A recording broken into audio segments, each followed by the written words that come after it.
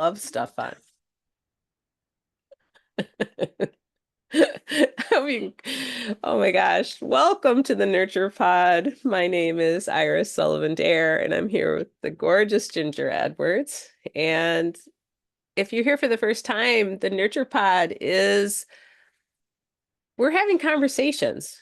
We're kind of putting ourselves deliberately in that kind of no man's land, that in between of what is, what just the reality of the world we live in, and also keeping in mind what is possible and thinking deliberately of what we want to step towards. So that's what the Nurture Pod's about. Is that I change it up every week, but I love that. I love it. I'm always like, what is she gonna say? It's good. Iris, I'm gonna ask the question that we ask. What are you nurturing in your life at this moment? I am in the thick of nurturing a whole bunch of third through fifth graders. So this is like I have kind of ebbs and flows of like I'm doing a ton, and then there's weeks that I have less contact, and so I am really, I don't know if when we talked last time, did we talk about the bully? Did we talk about bullying? You mentioned it like aside. I don't think we actually went there. But it's just like that's not this week, but just like I'm really thinking a lot about how do I help these young people. The lesson that I'm doing in the classrooms, they have to work together in these groups of 4, and I'm realizing that like you can't just say work together. That's like a useless thing to say to somebody. It's like, how do I help direct them? What does working together look like?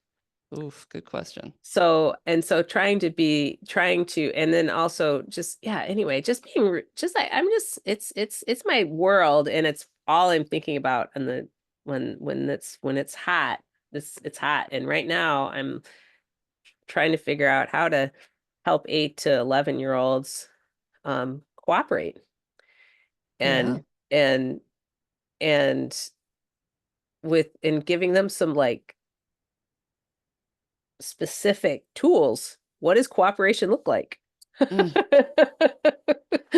Such a good lesson. I think there's a lot of 20 to 70-year-olds that need that lesson too. I know, I mean, that really, it really pings with what's happening in the world, right? Like you telling people, oh, they have to be in community and they have to work together. We are not a culture that does that very well. Right. Honestly, like we are told to be very individualistic and hyper self-sufficient and, kind of keep your head down and mind your own business and pay your taxes and do your job and don't bother, we're not a culture that just drops in for tea. I mean, there's probably people who do, but like on the general whole, Americans kind of mind their own business. And so then you take a movement that's kind of emerging right now where we have to communicate, we have to talk, and probably across, divides that we haven't reached across in a long time, maybe. And so what is your advice for children? Let's start there. What would you do? So I what partly like, we have very concrete tasks, right? That they're trying to do. So they're not, I did have a table in which there was clearly, they arrived with some, they came pre-cooked with some conflict between those 4 children at that table, and it got a little, there was a 4th grader using an F-bomb. I was like, all right, okay, let's work on this. But so far what I've been trying to do is just it's like, what are the logistics of taking turns and trying to, to reassure them that everybody gets many turns because they have a lot of tasks they have to do for these experiments. And and so like and just like kind of checking in and when like at each round it's like, okay, whose turn is it next? And if a table has more than one person raise their hand, then I go back to that table Mm, and like help, like help them figure out. And it's like in and so then they usually know whose turn it really is, right? Like, right. but like, but it's like that's been really helpful in figuring out like before it gets escalated, like Yeah. just like, and it's we're doing multiples of basically the same experiment. We're doing color chemistry, so they're checking with an acid, they're checking with a base, they're making their control. So like, and there's all these Mm, little small tasks that they have to do with each of these things, and so it's once they've gone through it once, they don't need a lot of input from me to do the thing.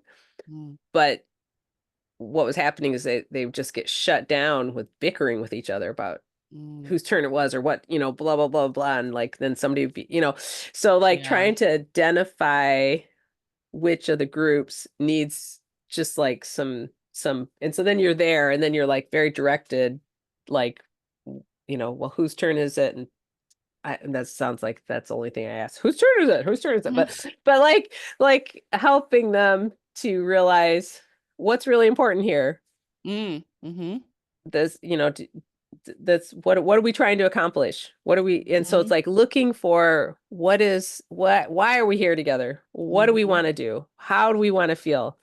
And I have been like at the beginning, it's like saying in my little pattern when I start, it's like, I'm so interested in your success and like, and mm. learning this thing so that we can get to the second half where we get to express ourselves and to play and to explore.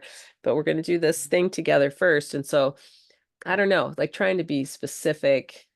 I love that. You just laid out a really nice thing. I don't know if you realized it. No. I'm writing it down because Oh, I'm a good. coach. Um, but you said, I mean, just really simply, but you laid it out. You tell them to take turns, you check in, you try to reorientate to what's really important here and why we're here and how do you want to feel. And then I love this phrase, I'm interested in your success. And let's do the hard part so we can get to the fun part. That's all really beautiful S- for adults, is what I'm I thinking. know, right?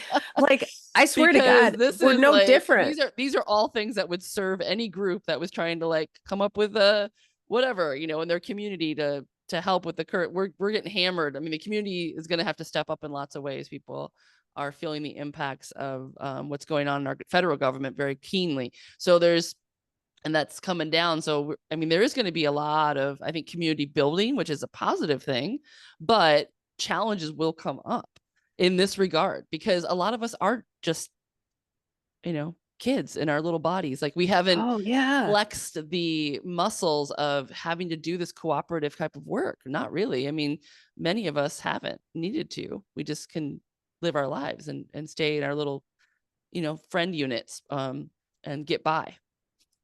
Well, and I think like So, temperament wise, like when those of you don't know that I've been very involved in the cooperative movement in a bunch of different ways. I've lived in yes. cooperative housing. I've started a worker-owned co-op.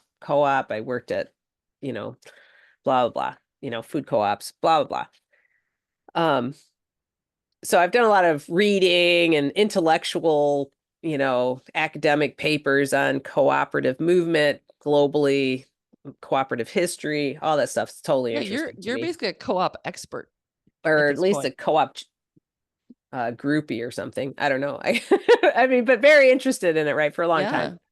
Yeah. And there's a lot of co-ops for agriculture. So even these red states, they have electrical co-ops, they have grain co-ops, they have seed co-ops. There's like so many farmer co-ops. It was really interesting talking to my conservative in-laws who totally belong to co-ops.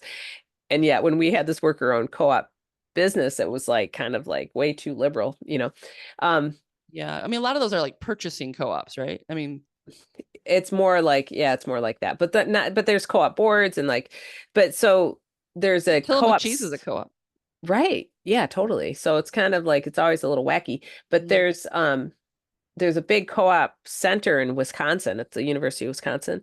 And there's this great article that just was super impactful. I'll send it to you. But this guy that had done co-op development for decades, and he basically laid out the like from the some study they did that about 64% of the population are what they call non-compliant cooperators, which means people will, or I think it's non-compliant cooperators. I feel like it's a funny phrase, but basically about 64% of the population will cooperate as long as they feel like the reciprocity is really there.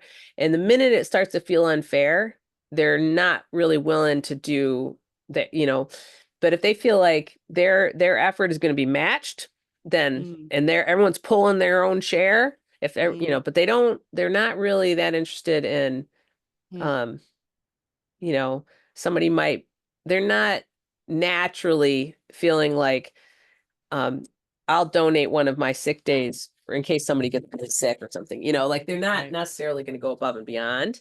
And Mm, that's more than half population.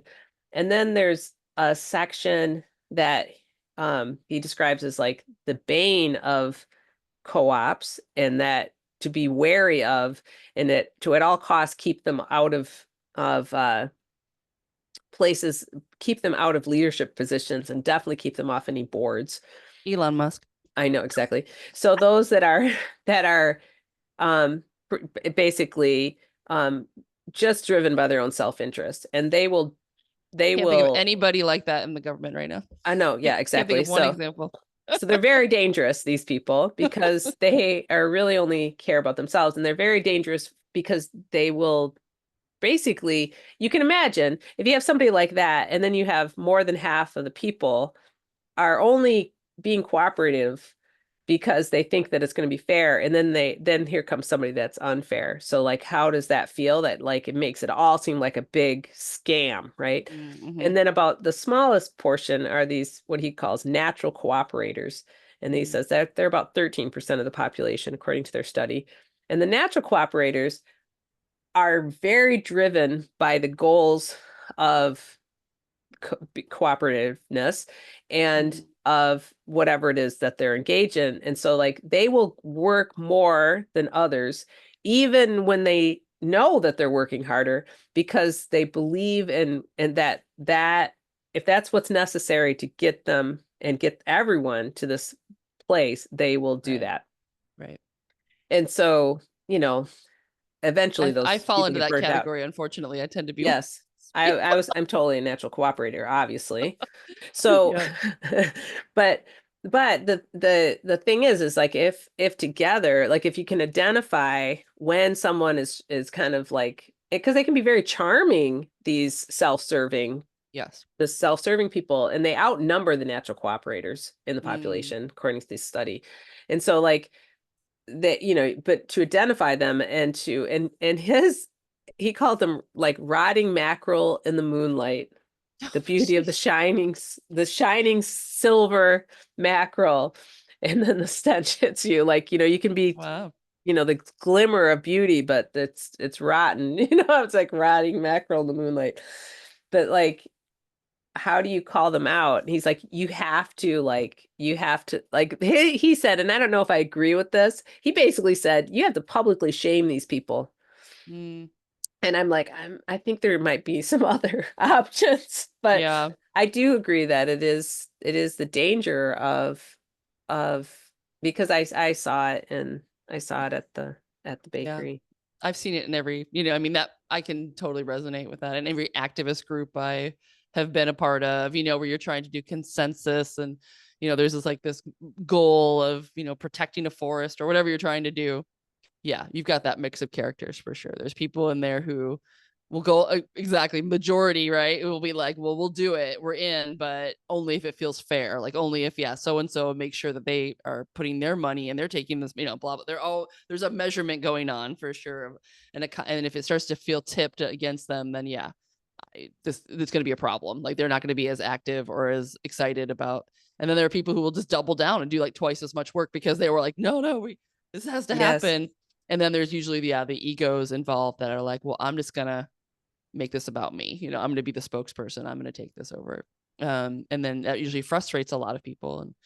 it tends And it to, can break an and organization. it Like I've breaks totally, organization, and it absolutely totally it breaks breaks. organization. Yep. It's like the Yep. downfall of how many And factions nonprofits. form. I mean, this is humans, and so it's really interesting to know that. I think, um, do you remember back in the day? I was thinking about this the other day. They had a sociological study and they called a segment of the population the cultural creatives. Oh, I do. That does sound familiar. I think this was like 20 years ago. I mean, I think this is like the turn of the century. They had some sociologists did a pretty, I mean, it was a very valid and well-researched study of the American population. And they said there's a certain percentage, and it was higher than 13%. I think it was closer to like 30%, were these people who just had really, like, they valued, yeah, like they would be altruistic. Like they would be the ones that would step up and be like, yeah, I'll volunteer. Beauty, nature, creativity, justice, all super important to me. I will do everything I can, and then they're sprinkled throughout the whole culture, which was interesting. Like they show up everywhere, every state, there's a It's just sprinkling of it's people. they're thinking it's temperament based. It's temperament based. It's like, I don't know what it was, but it was clearly like they were showing up again and again as they did massive amounts of surveys at this real cultural group called they were calling them the cultural creatives. And I had forgotten about it. It was a big buzz at some point, and I kind of forgot about it. And then the other day I was thinking, I'm like, I do think that's when we talk nurture culture, and we are probably talking to what they described the cultural creatives, the people were resonating, and I'm sure you and I both. And I remember I was pretty young when that came out, because I remember reading the surveys and being like, "Well, is this me?" And this must have been before a lot of internet, because I was like, I felt Yeah, yeah, yeah. seen, and it was really actually really heartening to me that these are people who care about the environment, they care about animals, And I was like, I feel like there's a group of me out there, and we're not represented very well in the mainstream media. I think the mainstream media does represent kind of that 65% or whatever that is And they pretty. also in our media really elevates the selfish. Oh, for sure. Yeah, because The we the not, we don't the call it selfish, unfair we call that successful. the unfair, I would say the unfair, the get while it's getting good crowd That's capitalism, right? I mean, is capitalism capitalism. rewards that. Capitalism And it loves. does not reward extra hard work for altruistic reasons. Like, that's, especially, you can see the crew that's currently ransacking the government. Like, that to them is laughable. Like, they see no value in people like that. All these poor, like, national park guys who are being fired right now with their little hats on, and all the little, they're like, like, who, I'm the only emergency responder, medical, wilderness, like, what's going to happen to the people I serve? Like, these people are so sweet. Like, they're not even talking about themselves. They're like, but I can't, the park will be without this service. Like, I don't know what to do. Like, I can't even No, imagine, like the like, how last time he was. vulnerable we're letting other, they're thinking about who they serve. It's just, Oh yeah. you can Yeah. see it in the way they're thinking, that this is this type of person, right? They're not, they're really concerned about the group, like, what will happen if I'm not here, in this way of like, it's not about my paycheck. That's not their first thought. Of course it is about their paychecks, but But it's also like, not just about their it's about paycheck. service. I mean, they're really It's there about to, their, yes, yes. yeah, this is like a calling, nature and being of service to these parks, and the people that are coming is important to them. And so we're tapping into like this kind of, I mean, how do we almost like, these are the people we want to work with, I guess. You know what I mean? Like, this is Yes. the energy we can really build fast with. I think, we're talking about community. Ah, I agree that everybody's involved.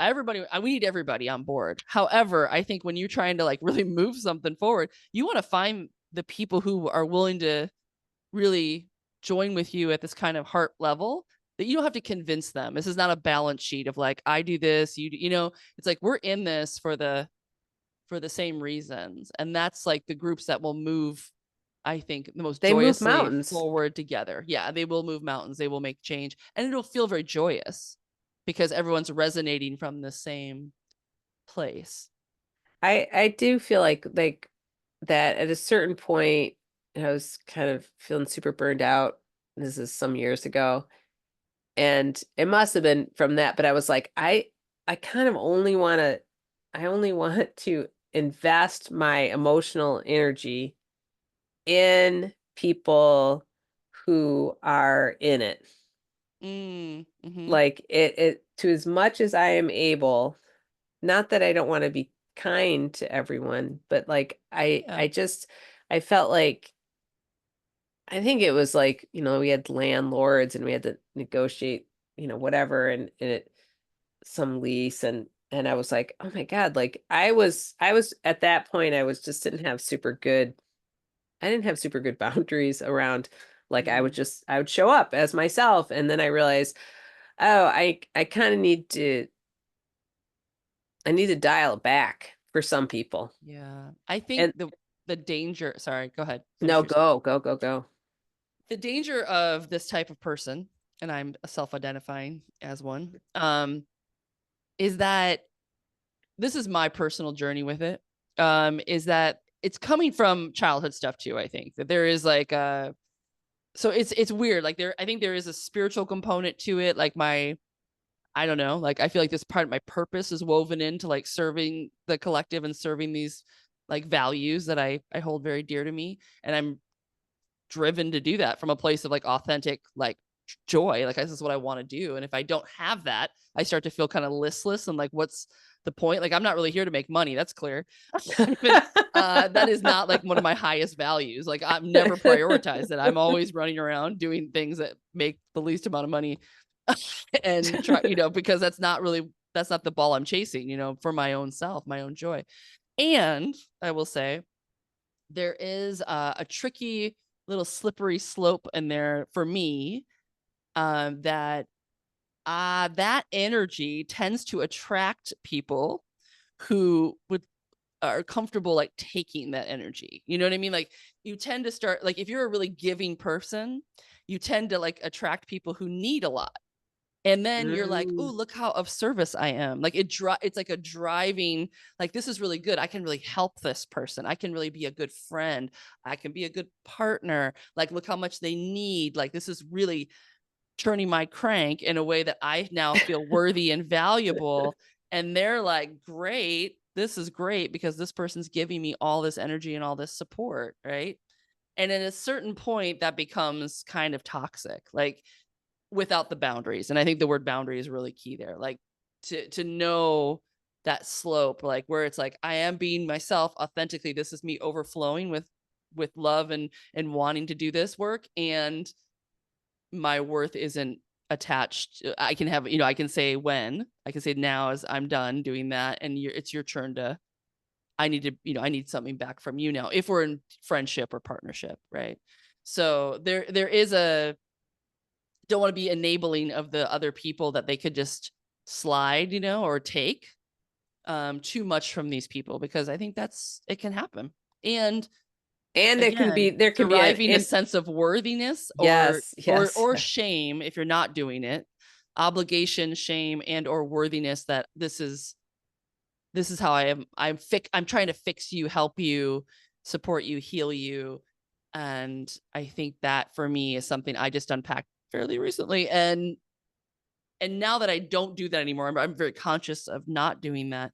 It has ended friendships. It has shifted gears. Like my eyes are way more open to myself, how I roll in the world. And I think that definitely doesn't look like me doing less, but it means I do so with, yeah, a boundary out there that's like, I know when I start to feeling irritated, tired, instead of blaming the other person, like, wow, you suck. I'm like, whoa, whoa, where am I? Like, taking a step back and being a nice deep breath and okay, I'm depleting myself. I'm in an old pattern here of feeling like I have to just keep cranking it out. Like this person needs to be able to stand on their own 2 feet. And they didn't ask for me to be a martyr. Right. So no It, martyrs. I guess that's what I'm saying is martyrdom is an old strategy of mine, and I think again very prominent in the culture. I was raised Catholic, um especially for women, they're I at would the say. right hand of God, no You less. have very very celebrated in the, in the culture for Mhm. women to be martyrs and selfless and self-sacrificing. And so I think that there is a fine line. And so I guess I just want to be clear, we're not talking about that, people pleasing, the good girl. There's a whole like a whole, There's a whole cot. It's like a smorgasbord. there's a cultural smorgasbord that you could feast off of if you really want to go down there. And I guess what I'm saying, I want to take like this people who are naturally cooperative. I guess that's like they need to have really good natural boundaries. We need to be really self-aware and have good boundaries when we There's are. a game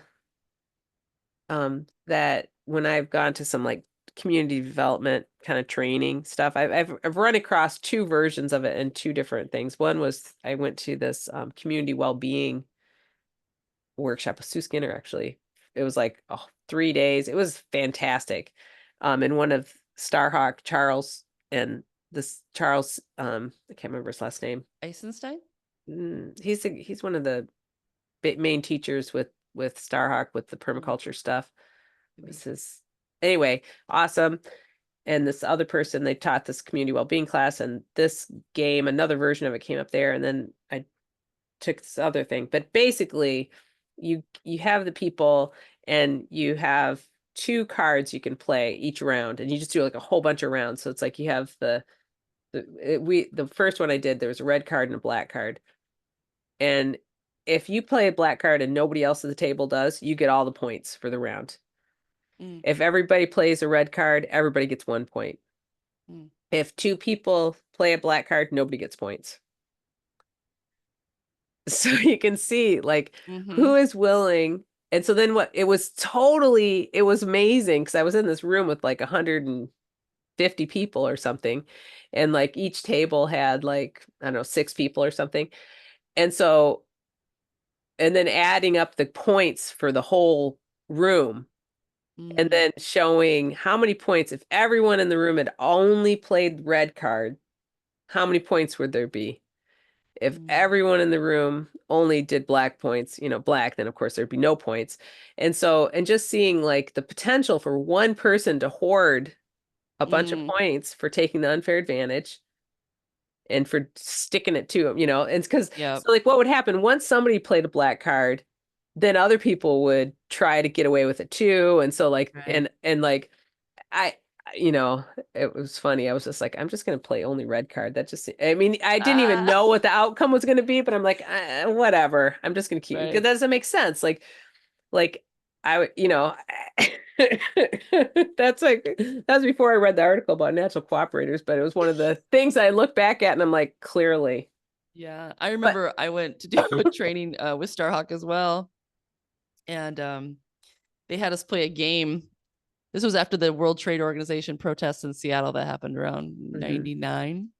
And so we had done that. And so she had this activist training that happened at her farm in Northern California. And we went down there and it was a really fun game because she had us all divide up and like half of us were the cops and half of us were the activists. And I was on the Ah, cop team and I had just gone to a big protest where I was clearly on the activist team, right? And but when she put us in the cop position and we had the power and we had the walkie talkies and we had the authority of the state, oh man, I found myself being like so clear on how to stop activists. I was like, oh, we're gonna do this, we're gonna do this, we're gonna do this. And like, I was a great cop. I could totally block people and I mean, got a little power crazy really quick. And it was really interesting to see in myself, like if you're a cop with like, as activists were like, oh, dodging and like, we know that we don't have the authority of the state. They can't like, we can't grab cops and lock them up in cars, all the things yeah, that yeah. cops can do. When you have that, whoa, like, yeah, it was such an interesting thing to role play to being on the other side and how it felt. It was Yes, kind of yes. amazing. And when I was at the WTO at one point, I don't know if people remember this protest, but we actually made like there was so many people up there, and it was such a great protest. I was thinking about it because we really were showing the light on the right thing, for in my opinion. Like the World Trade Organization is a great thing to put a spotlight on. It's like really one of the mechanisms in the world that is causing a lot of the problems that we're dealing with. It's about wealth inequality. It's about these billionaires and banks like bankrupting the third world, like, stealing from the third world their diamonds and gold and everything. And then, making them beholden to all these horrible trade deals that keep them in war and poverty and all the things that we think are going on in Africa and Latin America that are just like, these people can't get their crap together. No, it's No, it's because totally they've been engineered. totally scammed by these trade deals and they have to pay billions of dollars. So anyway, it was a great protest because it united, talk about every single group. I mean, there was I mean, there was like Tibetan people. There was, because it was global. Like there was people from every organization from all over the planet, because this was a World Trade Organization. So people had flown in from other places, other countries to protest, and it was just in a Wow. liberal city like Seattle in '99. This was like, really before the internet and all that. It was just, this was the beginning of a big movement that the nobody was really ready for how many activists showed up and got active. So what we did is we there were so many of us, we outnumbered the cops like 100 to A 1. lot. And so we all linked arms and we just surrounded the building, and nobody could get in and nobody could get out. And we shut down the entire conference. Like the WTO was shut down. Amazing. Um, this was before they, figured out that wasn't, they were, started, like, they really cracked down. They learned a lot. They learned a lot from that protest. But in that moment, when we were all, holding arms, and it was thick, like maybe 3 layers of people locked in arms around this huge complex of buildings. Nobody could get in. There was also a whole ring of cops facing us, and they were all they weren't linked arms because there wasn't that many of them, but they were like literally standing 10 feet away from us, staring back at us. And that was their job, was to watch us as we stood there. And so at some point I got kind of bored and started talking to the cops. And I was like, hey, like, where are you from? Like, and they're like, oh, they were from all over the country. They were importing cops as fast as they could get them. Like, all over, like strange, Alabama, and then none of them knew each other. And so I just started chatting with them. They are people, Yeah. and I said, can I come over and just stand where you guys are and take a look at what you're looking at from your perspective? And they're like, yeah, whatever. And because I was just, some lady, I was unarmed, I'm just some Yeah. protester, and they were bored because we all been standing there for hours. So I went over and I just stood in their line looking at the protest. And I just remember thinking, oh my God, like from their perspective, like the chaos, like, there were people holding arms, there was music, there was puppets going by. It was just like, boom, like there was so much going on, so many people, so much chaos. And I was like, wow, like what a different, like, view. Two totally different What a different universes. view. Because from my side, I was like, with all these people were locked arms, they were singing, there was music, and these cops were like, the oppressors. But when you stood from their end, it was like, this is total chaos, and I'm supposed to I'm supposed to be I'm supposed to somehow figure this out. Like, I'm supposed to know what to do with all these crazy people, because there was like a million, there's so much going on. And I really was like, wow, you guys really have your work cut out for you here. And they're like, yeah, like, could you get it now? Like, we don't know, no one's given us the right orders, we don't know what we're doing, we're just standing here like completely overwhelmed. And I was like, that is so interesting. And probably like if they knew half of why people were like how powerful it'll be, like people have come from all over the world to Yeah. say this and they're like, I've never even heard of World Health. I mean, Yeah, like we how don't many even of them know. Yeah, exactly. Like, we who just know that we're being paid overtime to be, to watch you guys, you know, be dress whacked. in costumes, like in hula hoops, like whatever you're doing. So I kind of lost why I was talking about all this, but I think what I'm trying to say is that we have this, what you were trying to describe was like, there is this um perspective shift when we get into, like, when we play these games, or we get into this spaces where we are interacting with people that don't think like us, aren't even in the same, like, they're looking at it from very different angles. We're looking at the Yes. same situation from different angles, and our communication at that point, if it's in curiosity, can be very powerful. Just to be like, what does it feel like to be on that side? I love that you did that. Yeah, it was cool. And actually they went out, and later those cops, we talked for a while, and they got comfortable with us and my friends, and they brought us back pizza. They went out and got pizzas, and they brought us a Oh, pizza. They're like, you guys have been here a long time. So, and also thought, like, I feel so much safer now that I know these guys, like these cops. I know that they're not going to hit me with a club. They know who, I mean, I know their names now. And so there's also this part of safety, like really, like, making people human again, like talking to them. And I'm not saying you can do that with every cop. I'm just saying that in that instance, it was a big learning moment for me of like, oh, they I've have a not. different perspective. Don't just assume what's going through their heads either, right?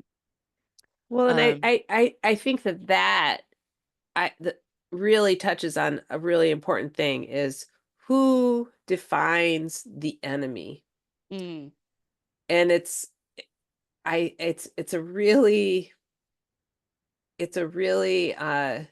key thing that if you export that of who gets to define an enemy for you, Mhm. that's a very it's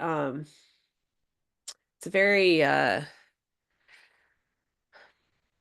makes you very manipulatable. And it Yeah. happens in families, it happens in workplaces, it happens. I'm not even talking about like who does our country get to bomb. It's like at that level, but Mhm. that level is possible because we export that authority to let someone else tell us who gets to be human and who am I going to put in the not valid box, right? Yeah. Yeah. Yeah. And that even in our personal relationships. Exactly, especially. Yeah. Yeah. Like friends, relationships. And we don't always have the tools on how to figure that out, Right. when, when do we decide, okay, this relationship isn't working for me? Like, I can't do that. I can't work with this person.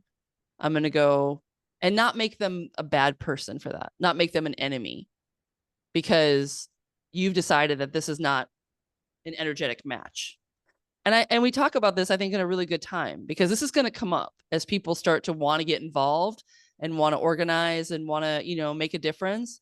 And I can just say that, I mean, so many times I've been in groups that have big hearts, well meaning, trying to do the right thing, and they start othering like in a way that it is shocking.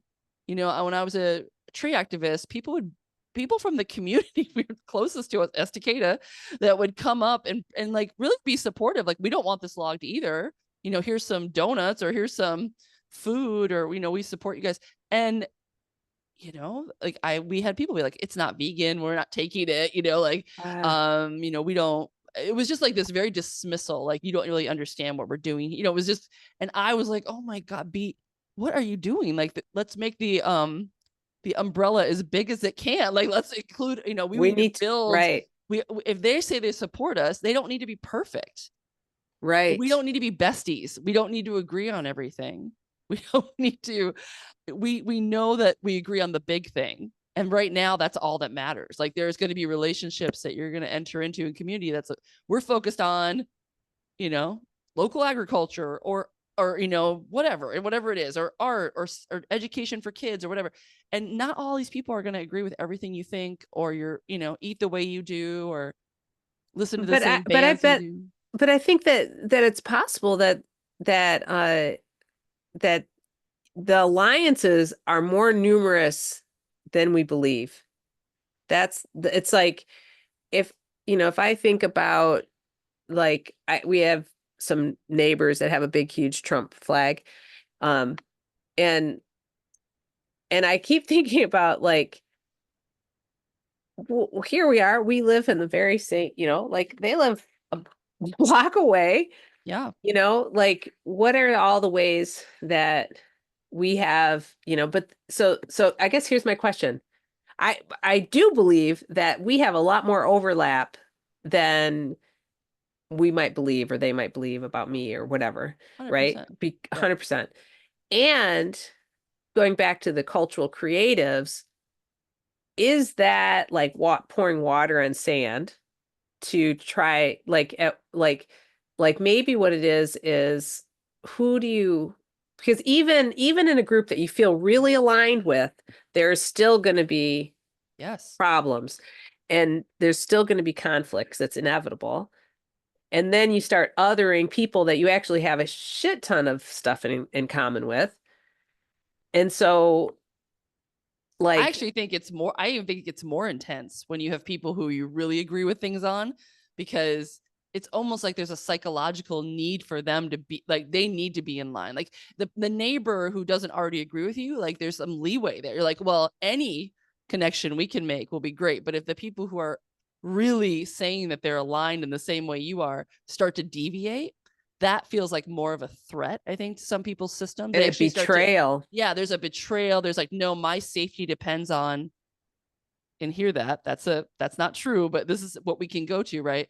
A feeling that my safety belongs on your, than us being like the same. Like, this is the group I need to be in. So I need to know that we all think in the same way. And I think that that's where it's a very dangerous slope. I've seen that happen in lots of groups where people are like, okay, I'm all in as long, even the phrase, is this a safe space?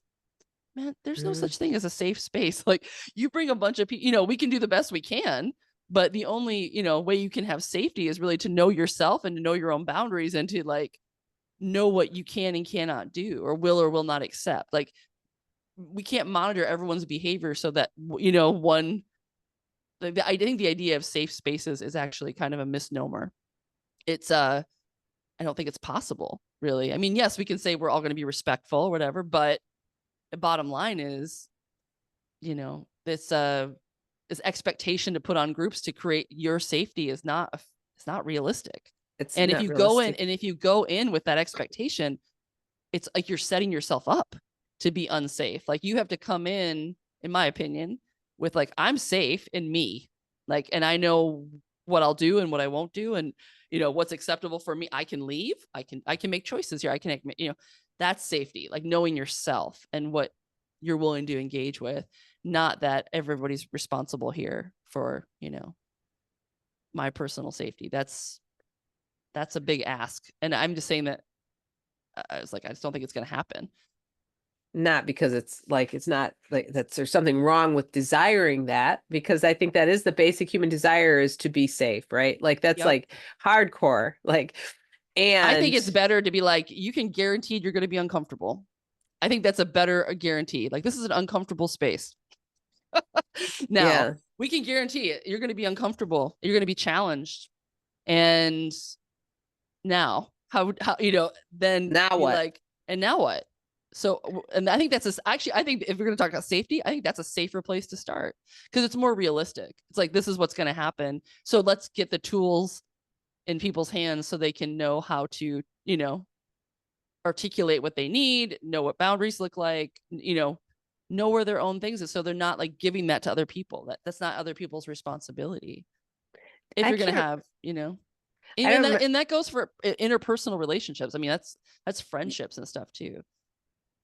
Do you know that I can't really remember where we learned this, but that there's like this cycle of like the group forms, the next phase of group dynamics is storming. So some I conflict will do come up. remember this. Yep. So form, storm, and then the group Norm. works conform. So like Yeah. figures out no, or sometimes they call that norming, Yeah. Social norms. Mm-hmm. figuring out the social norms that allows them to still be cohesive as a group, and then you can perform. Yeah.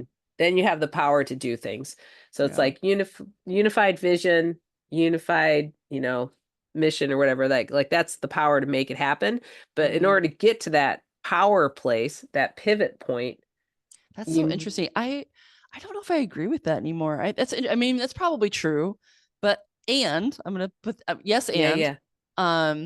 I heard this Martha Beck, who I love. I quote her a lot. Oh my gosh, I listen to her podcast, and she has this study that she likes to pull out a lot, where it's like one of those sociological studies. They ask people to build something in a group, and they do it from all different kinds of groups. Like, you got to take all these, popsicle sticks or whatever and make like a bridge or something. It's like, I forget what yeah. the task was, but it was something kind of complicated, But it was, they give them a certain amount of time. They're like, go. And then they do it with like all different age groups, all different mixes of, genders and, ability, like in terms of education or, whatever. And like, she's like, over and over and over again, it's always like the kindergartners who excel. Like, they just do like amazing. They get the job done super fast and super well.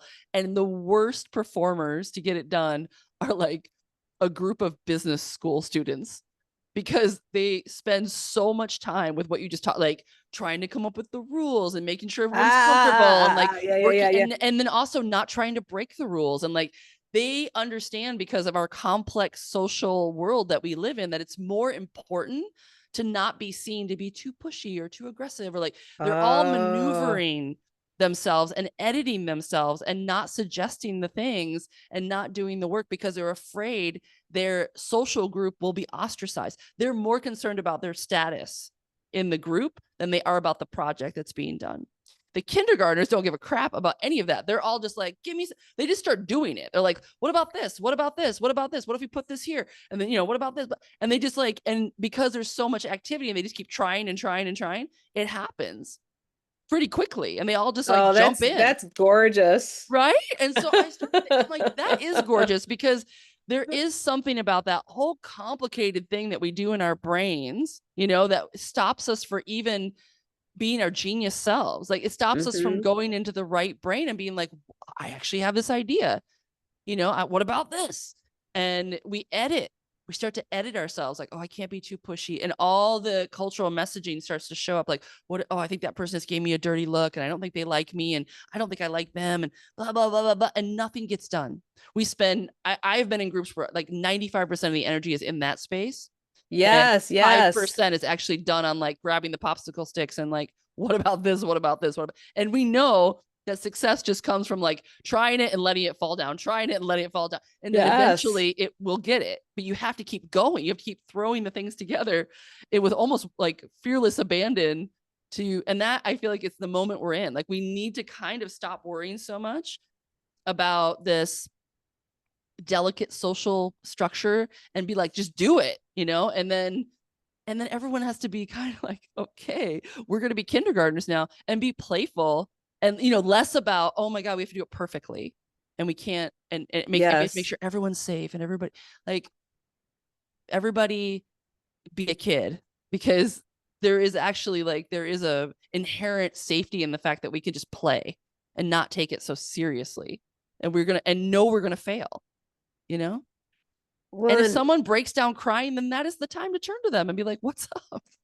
you know yeah. but not I just mean, because do you, because I think the thing that's interesting about the American experiment, if we want to mm-hmm, call, I've got something in my eye, um, is that for the first time in history,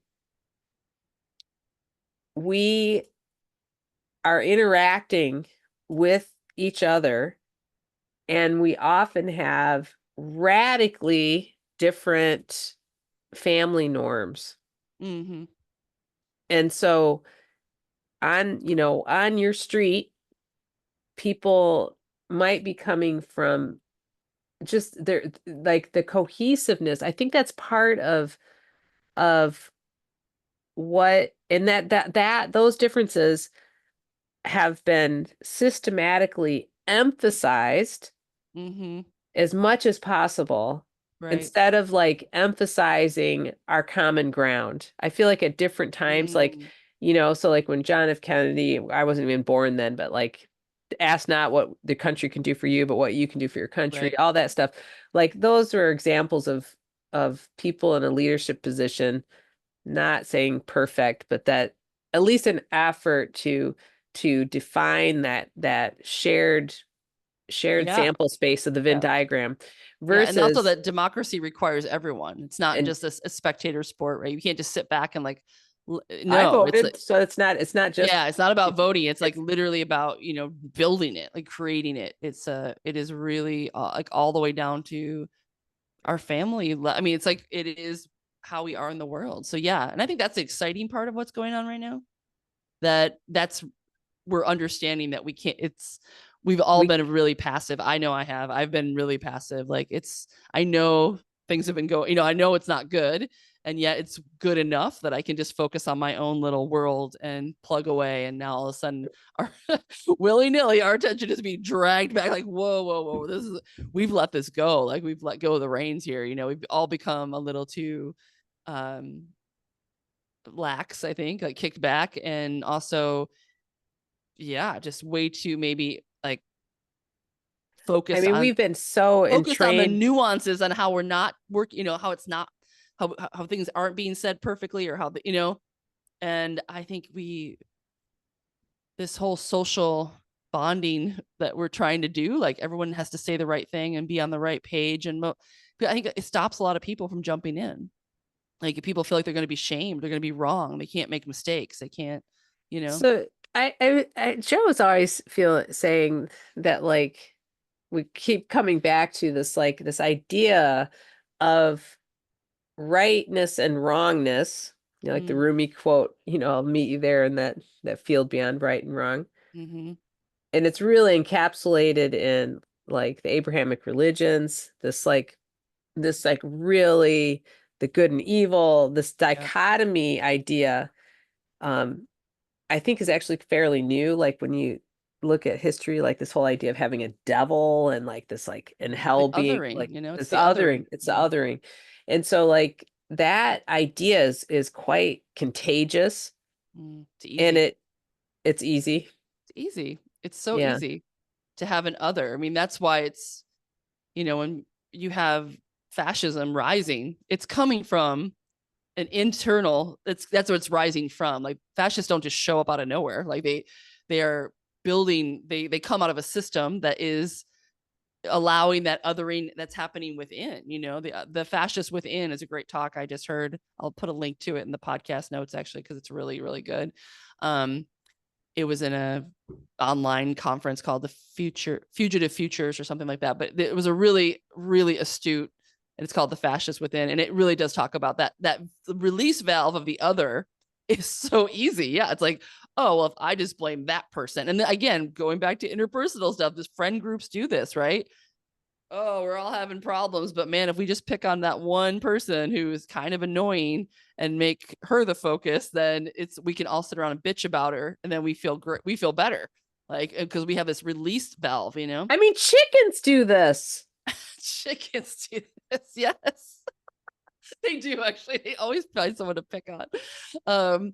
Yeah, I mean, but it's a part of the left brain for sure. The left brain likes to categorize and rate and judge and have an enemy and a good and a bad. So going back to that whole discussion we had a couple podcasts ago about the right and the left brain, being a heavily right brain culture feeds into this massively, because the right brain can kind of see other options and see connections, and gets curious about why this other thing isn't working, where the left brain is like, no, easy to find a good and bad, right and wrong, you know and then emotionally that feels way easier than to have to do the much Right, right, more right. introspective work. So it can be very easily manipulated because It's it it's literally not easier to do. Yeah, and it's non-ambiguous.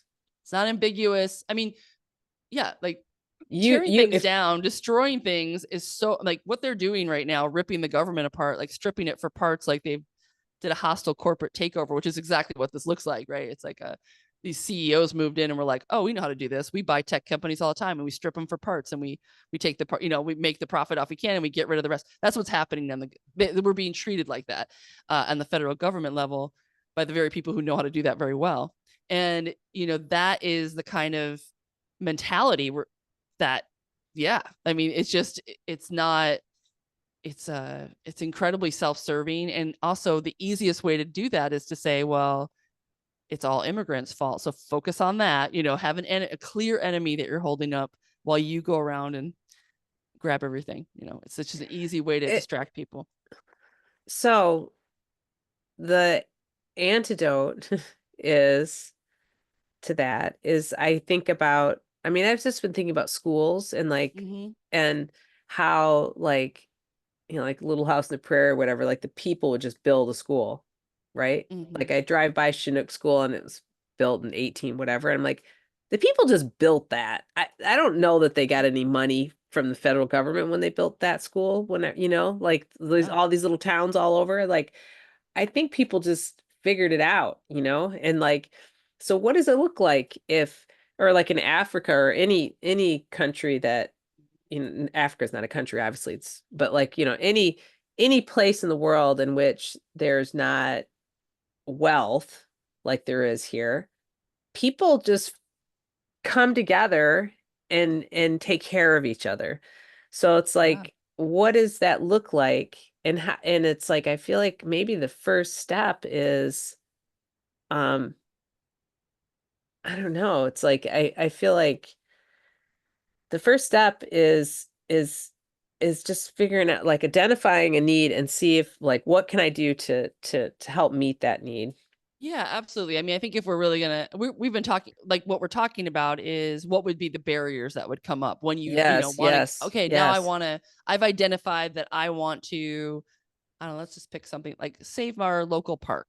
Okay. Like, or, yeah, fine. That's just use as an example of one of the things that might come up. We're losing funding for different parks, right? So I want to save this.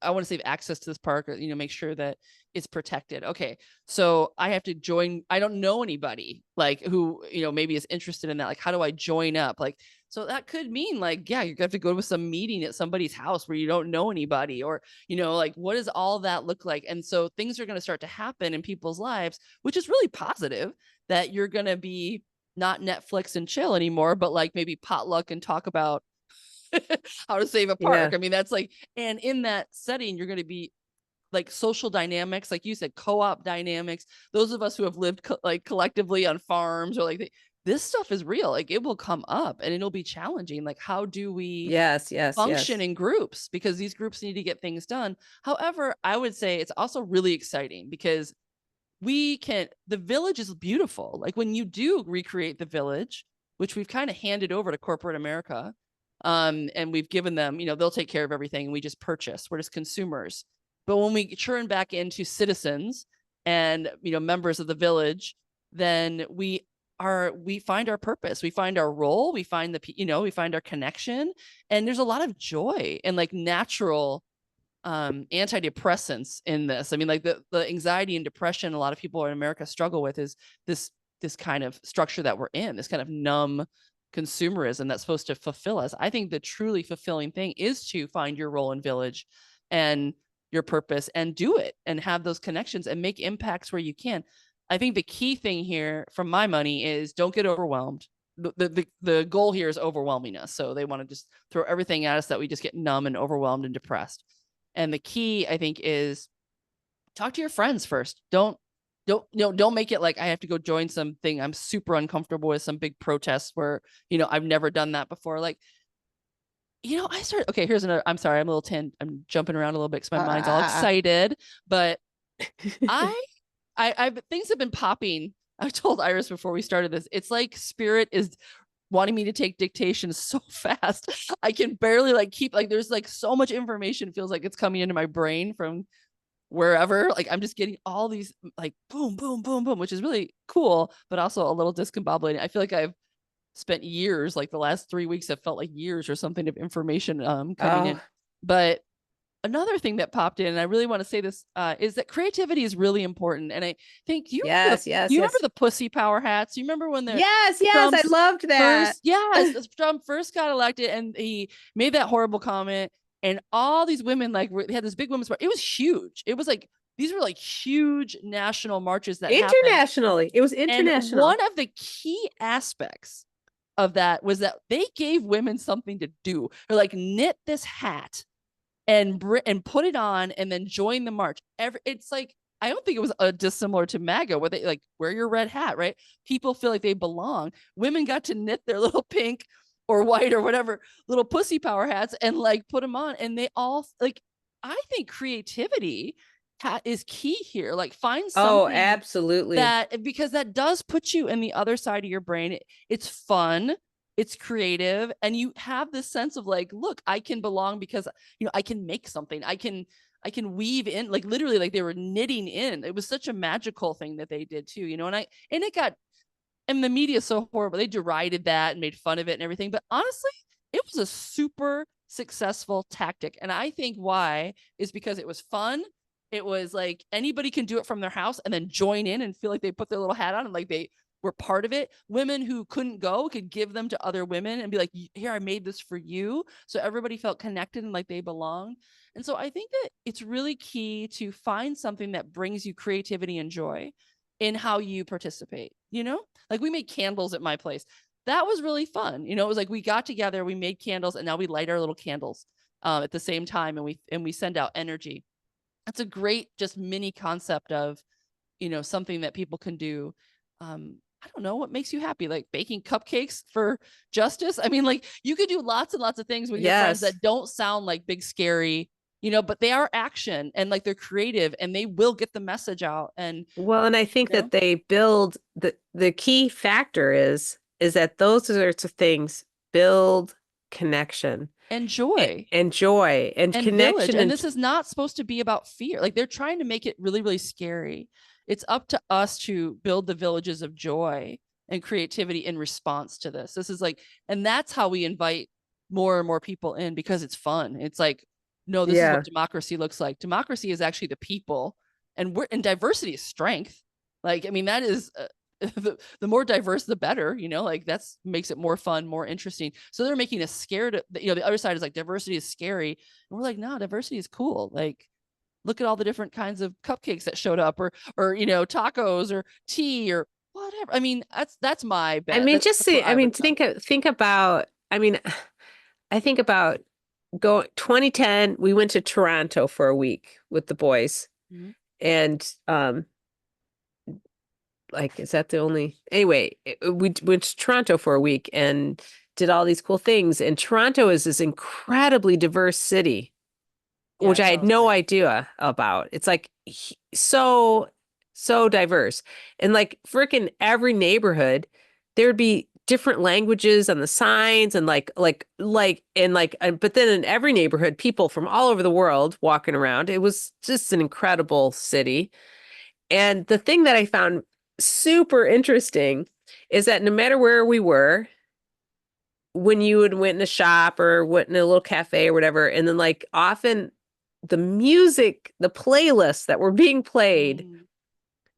were crazy diverse. So it would be like Loretta Lynn and then like some Zambian awesome music, and then it would be like it was like not just world music, it was like a kaleidoscope of music, and that was over and over and over again in different places. Like not Nice. just like in one neighborhood was like we like world music in this neighborhood Mhm. because we're hip. It was just Right. like like all kinds of places, and the it was like a kaleidoscope of music, and it Nice. was so fun because it was like, oh, what's going to play next, like, and it was like I've never even heard any music like this before. It was Mhm. very cool to me. And I don't know, that part of what I'm doing right now with this lessons with the wild things is because we're talking about natural colors, which is of course my obsession, but just like it is to be human is to like color. And this is human history and all of the good and the bad and the ugly, everything in human history is totally connected to these colors. And one of our featured artists is um is a is a indigo dyer that keeps a tradition of West African tradition of these traditional Adiri cloths. And it's like there's so few places in the world where people are wearing their traditional dress. But and one of the other artists is a seventh generation artist or sixth generation artist. And it's like six generations ago, everyone in this room, all of your people were wearing traditional dress that was wildly different from each other and centered in the land where they were. Like, Yeah.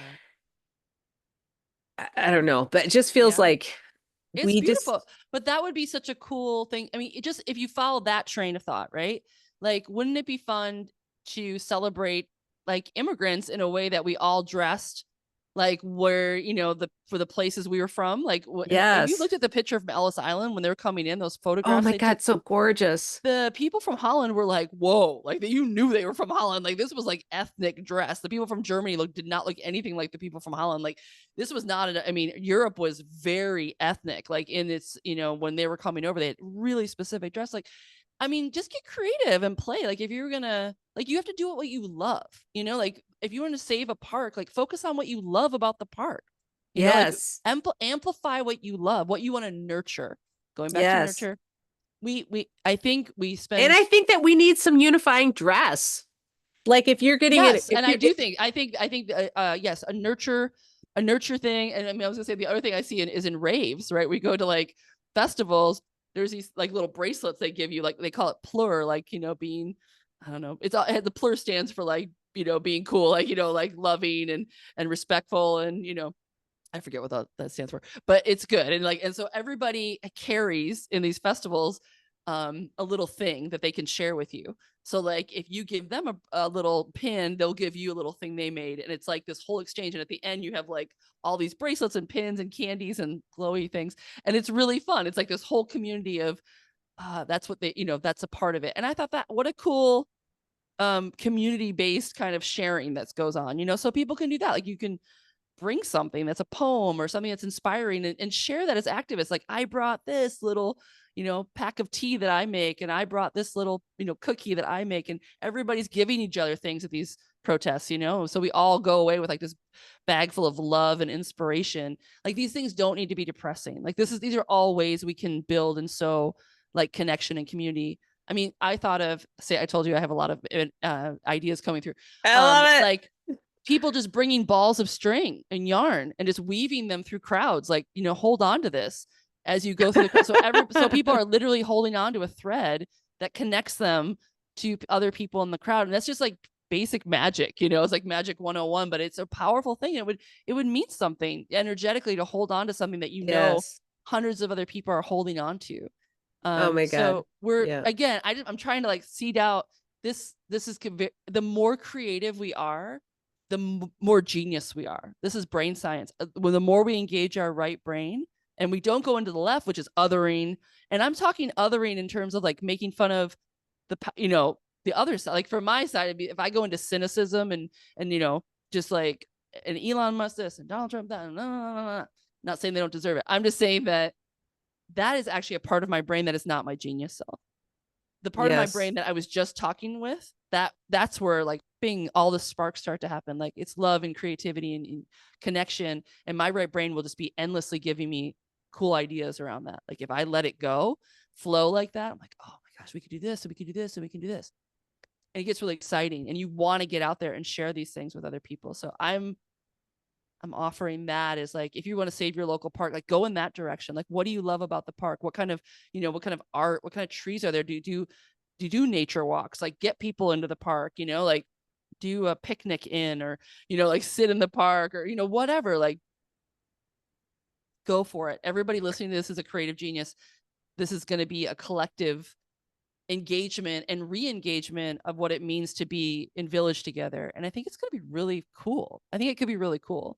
I think the oligarchs have no idea what they're unleashing. Like they're coming through and torching the forest, Oh, but the seeds that are starting to crack, that are going to respond and germinate from this fire that they've set, is I don't think they have any idea what no, because they're setting forth. They it's were better so in just their, keeping us numb. it's, Now that we're being shaken out of our numbness, they've awoken an American populace that's full of passion. And I mean, we can redo the whole thing. Now everything's up for, if this is the new thing, everything's up for grabs. Well then, okay then. well, I let's do think redo it. that Let's redo this from the bottom up. from their paradigm that it's incomprehensible. And so they're going Yes. to absolutely underestimate They are massively underestimated what's about to happen, I think. because of all the things. It's like they believe their own hype to a certain degree. Yeah. So the key is not for us not to believe their hype. The That's art, yes. very, very important. They would love us to believe their hype. Do not believe the hype. That's Yeah, all because it they're is. freaking lying Everywhere. skanks. Yeah. And they're scammers. It's just a big scam. I Not mean, that they're, I really. mean, and just, yeah, we're not like bypassing. I mean, Oh no, clearly they're doing serious clearly damage. we're in the middle of a fascist coup. Absolutely. No, And I'm not trying to and make light of any of this. I am actually saying that trying to our be best strategy yes, I'm is talking strategy, and we need strategy right now. Like I'm not hearing a whole lot of strategy. Definitely not from the Democrats. They're like, oh, they're so trying to figure out how to go back to the status quo. And they can't even grapple with the fact that the status quo is gone. Like it's just been that they've pulled the rug out, and so the corporate Democrats are like, how do we, no, my committee meeting, like, no, like, and so they're stunned and trying to preserve their corporate sponsorship, and they're maneuvering in a way that they want to go back to this sense of stability for the economics, and we're beyond that now. Like this is, so it's up to now it's up to us, the American people, get really creative, because creativity does not flow from the top. It's going to ever. flow from, it never has. It's going to flow from the bottom. We have the ability to do that. So this is for all the cultural creatives listening to this. I know that's where our audience is. You're not listening to Iris and I talk for an hour if you're not a cultural creative. Yeah, there's no way. I think There's just no way. there's just no way. Like, I know who we're talking to. So please take this as inspiration, and absolutely I'm not downplaying any of it. As a matter of fact, I'm on fire about it. It's all I think about. But I'm working really hard to keep putting that into my creative cauldron. All of the energy of like, oh my God, fear, I just throw it in the creative cauldron on the right side of my brain. I'm like, what do we come up with? And when it's over there, it's like a nonstop bubbling of ideas and inspiration. So try Oh, it. awesome, Yeah. Mama. I Good wake place to up stop. ridiculously early, so I'm gonna get going because it doesn't matter how late I go to bed. I get up. So, Yeah, it's oh my gosh. 7:25. What's that? It's Is it seven? 7:25. Yeah, no, I've got Time for Iris to go to bed. I do. I don't I do go to bed at 7:30. I Good. don't Do go it. to sleep at 7:30, but I I know. have But zero judgment. I think that's an awesome I idea. wake up at 4 a.m. It doesn't matter what. So That's right. Yeah. All right. No matter when you go to bed or when you wake up, we love you, everybody out there in exactly. Nurture. I'm gonna start calling you the Nurture Nation, by the way. The Nurture Nation, we love you, and Oh, we we do will be love back. you. Don't you forget it. We will be back. We are here to support you. We're all in this together. And we can do this. Yes. It's gonna be beautiful. Let's keep putting We are doing intention. it. We Like are doing it. It's that's happening. a thing is that it is all the only thing that's ever kept everything together. The thing that's underlying all of it is the way that we nurture each other. That's right. So yeah, I'm gonna say one last thing. I know we gotta wrap this up. Survival of the nurture. It's not survival of the fittest, it's survival of the nurtured. And that is the truth. Things that are nurtured live. That's the reframe, right? Nice. Yeah. Holy shit. That's like a whole nother. Oh That's a my whole other God. podcast, but Oh we're my gonna God. I Okay. love you. I love Bye. you. Goodbye.